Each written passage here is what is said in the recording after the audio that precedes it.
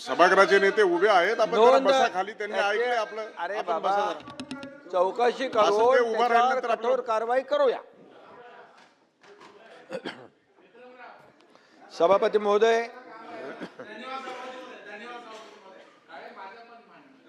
अंतिम आठवडा प्रस्तावावरील चर्चेमध्ये अनेक सदस्यांनी आपले मुद्दे मांडलेले आहेत. माननीय अंबादास दानवेजी आहेत, परिणय फुके, अरुण लाड, डॉक्टर नीलमताई गोरे, श्रीयुत प्रवीण दरेकरजी, सतेज बंटी पाटील, संजय खोडके, मनीषाताई कायंदे, उमाताई खापरे, ॲडव्होकेट अनिल परब, अरे कुठे गेले, चित्राताई वाघ, निरंजन डावखरे, अमित गोरके, राजीव पोद्दार, प्रसाद लाड, सदाभाऊ खोत, संजय भेंडे, प्रवीण पोटे, बच्चू कडू आणि इतर काही सदस्यांनी देखील आपले मुद्दे या ठिकाणी अंतिम आठवड्यामध्ये मांडलेले आहेत. मी त्या सगळ्यांना आणि अनेक सूचनाही केल्या त्यांनी चांगल्या, आणि काही मुद्देही मांडलेत. त्याचा मी उत्तरात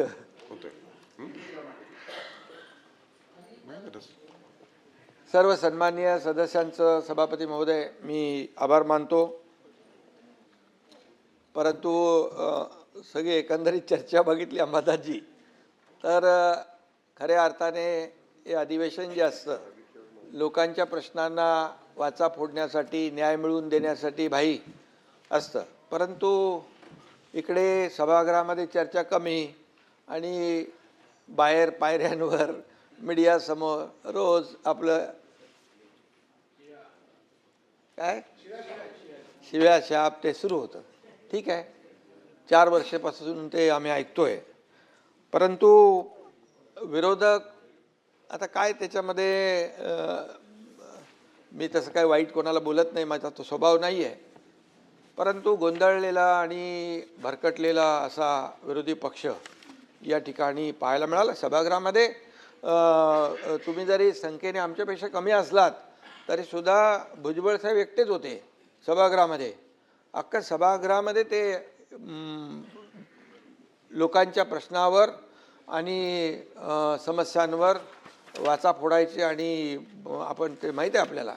त्यामुळे आमच्याकडे बहुमत असलं, आमच्याकडे सत्ताधारी पक्षाकडे जास्तीची संख्या असली तरीसुद्धा लोकशाहीमध्ये विरोधी पक्षातल्या सदस्यांना देखील आम्ही त्यांचं ऐकून घेणारे आहोत, त्यांचं समस्यांवर तोडगा काढणारे आहोत.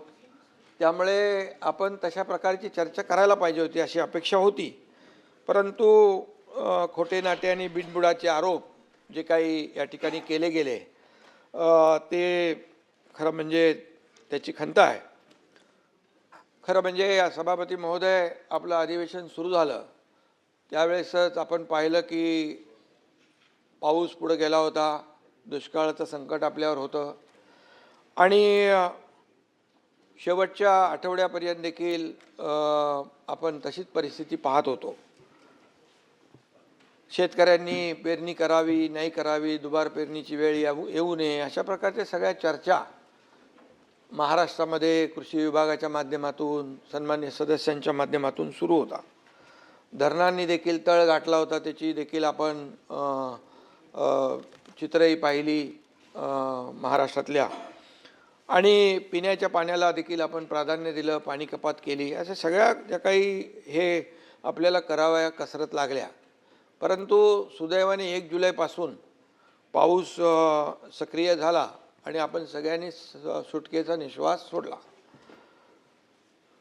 आता देखील मान्सूनच्या प्रगतीवर दररोज कॅबिनेटमध्ये आढावा घेतोय आपण. दररोजचा डे टू डे अधिकारी जे आहे संबंधित ते देखील अधिकारी आढावा घेत आहेत.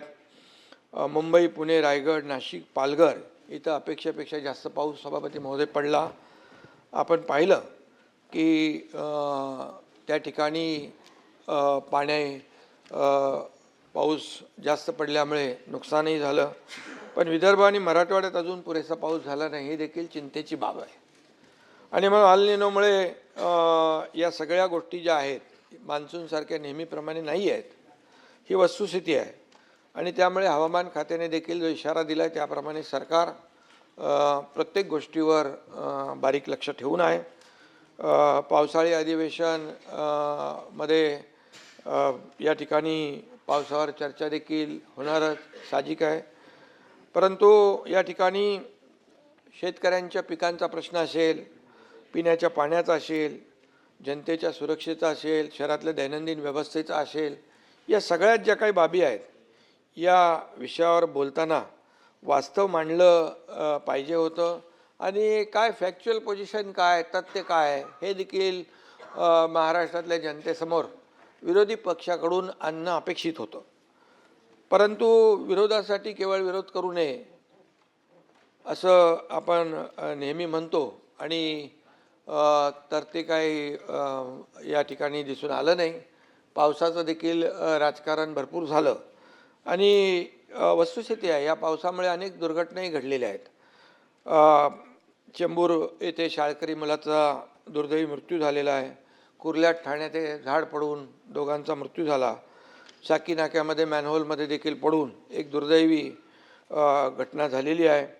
मानखुर्दमध्ये देखील चाळ कोसळून दुर्दैवी मृत्यू झाले. या घटना सगळ्या आपल्या सगळ्यांनाच वेदना देणाऱ्या आहेत आणि याचं समर्थन कोणी करू शकत नाही आणि यासाठी सरकार देखील म्हणून आपण उत्तरदायी आहोत. या दुर्घटनामधल्या मृतांच्या नातेवाईकांच्या प्रती मी देखील सहवेदना आपल्या सगळ्यांच्याच आहेत त्या सहवेदना या ठिकाणी व्यक्त करतो. पिंपरी चिंचवड मधली ती डेपोची घटना देखील दुर्घटना सभापतीमध्ये तिथे देखील एक झालेली आहे. तिथे देखील काम सुरू आहे. परंतु या ठिकाणी पावसाळ्यातल्या या घटना ज्या आहेत या घटना आपण जर पाहिल्या गेल्या काही वर्षामधल्या तर ग्लोबल वॉर्मिंग आणि क्लायमेट चेंजमुळे या ठिकाणी खूप मोठ्या प्रमाणावर निसर्गाचं चक्र पूर्ण बदललेलं आहे. हे वस्तुस्थिती नाकारता येणार नाही. मी अध्यक्ष सभापती महोदय 1981 ते 2000 दरम्यान मुंबईत सरासरी 2385 मिलीमीटर पाऊस पडायचा. गेल्या 25 वर्षात तो 15% वाढून 2672 मिलीमीटर पाऊस झाला. कमी कालावधीमध्ये जास्त पाऊस कोसळण्याचं प्रमाण जे आहे आणि प्रकार वाढीस लागलेले आहे. सुदैवाने नाशिकमध्ये ढगफुटी होणार पण ती सुदैवाने झाली नाही. त्यामुळे या सर्व ह्याच्यामध्ये जे काही आणि मुंबईमध्ये देखील पूर्ण मान्सूनमध्ये सीझनमध्ये जेवढा पाऊस पडतो त्याच्या 25% पाऊस भाई या आठवड्याभर पडला. 25% पूर्ण सीझनमध्ये पडणारा पाऊस फक्त गेल्या आठवड्याभरामध्ये झाला.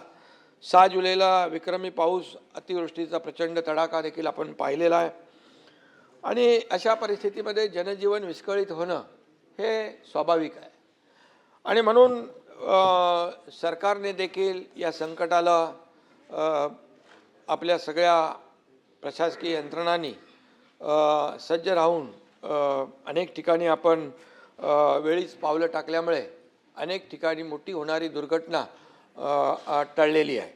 साताऱ्यामध्ये 90, पालघरमध्ये 1261, पुण्यात 568, रायगडमध्ये 1032, रत्नागिरीत 30, ठाण्यात 66, नाशिकमध्ये 298, एकूण 3318 नागरिकांना सुरक्षित ठिकाणी हलवण्याचं काम सभापती महोदय आपल्या शासनाने यंत्रणेने केलेलं आहे. आपत्ती व्यवस्थापन कक्षाने सचेत या प्रणालीद्वारे 16 कोटींपेक्षा जास्त SMS पाठवून पूर्वसूचना देण्याचं देखील या ठिकाणी काम केलेलं आहे. मुंबईमध्ये 4 NDRF पथकं तैनात आहेत. पालघर, ठाणे, रायगड, रत्नागिरी, सिंधुदुर्ग, सातारा, कोल्हापूर, सांगली, नांदेड, नाशिक आणि गडचिरोली, नागपूर आणि पुणे इथं 15 NDRF आणि 8 SDRF पथकं या ठिकाणी तैनात आहेत. अनेक लोकांनी अनेक प्रश्न या ठिकाणी उपस्थित केलेले आहेत की एवढं सगळं होऊन देखील आपण सरकारने काय केलं पण सरकारने काय केलं ते मला सांगण्याची आवश्यकता आहे. आणि त्याचबरोबर आषाढी वारी सुरू होते. आपले लाडके वारकरी देखील त्यांचे पावसामुळे हाल झालेले आहेत ही वस्तुस्थिती आहे. पूर आणि मुसळधार पावसामुळे आळंदी येथे रस्ते, पाणीपुरवठा योजना, पथदिवे सगळंच स्वच्छतागृह वाहून गेली. भाई ताबडतोब मला जेव्हा माहिती मिळाली तर ती नगरविकास विभागाच्या अंतर्गत ती नगर परिषद आहे, ताबडतोब त्या CEO आणि कलेक्टरनी सांगितल्यानंतर 10 कोटी रुपयांचा तात्काळ त्यांना निधी आपण रिलीज केला. बोले अत्यावश्यक बाबी आहे आणि तिथं आपले सगळे वारकरी आहेत त्यांची गैरसोय होऊ नये म्हणून ती कामं युद्ध पातळीवर त्या ठिकाणी सुरू झालेली आहेत. आणि म्हणून त्यांच्या आपण म्हणतो आळंदीशी जाऊ ज्ञानेश्वर पाहू तेने सुखे राहू सर्व काळ असं म्हणून आळंदीत येणाऱ्या आपल्या लाडक्या वारकऱ्यांच्या वाटेतली सगळी विघ्न दूर करणं हे सरकारचं काम आहे, सरकारची जबाबदारी आहे. आणि म्हणून सरकार जबाबदारीपासून कुठंही बाजूला जाऊ शकत नाही, कारण सरकार हे सगळी विघ्न दूर करण्यासाठी कटिबद्ध आहे. आषाढीच्या दिवशी चंद्रभागेच्या तीरावर वारकऱ्यांचा महासागर उसळतो. वारीच्या या मार्गावर पंढरपुरात लाडक्या वारकऱ्यांसाठी आपण चोख व्यवस्था केली. आरोग्यमंत्री पण जाऊन आले तिकडे पंढरपूरला आणि त्या ठिकाणची व्यवस्था पाहिली आपण तर तिथे ICU देखील सुविधा ठेवतो आणि छोटी हॉस्पिटल्स ICU अगदी चंद्रभागेच्या आपल्या त्या सगळ्या पटांगणामध्ये देखील मी स्वतः दरवर्षी तिकडे अगोदर जातो तयारी नियोजन पाहण्यासाठी. तर मोबाईल टॉयलेट असतील बाकी सगळं व्यवस्था स्वच्छता याबरोबर ICU देखील त्या ठिकाणी तयार केले जातात. आणि आता आरोग्यमंत्री जाऊन आले, त्यांनी यावेळेस एअर ॲम्ब्युलन्स देखील त्या ठिकाणी यावर वेळेस दुर्घटना होऊ नये परंतु आपली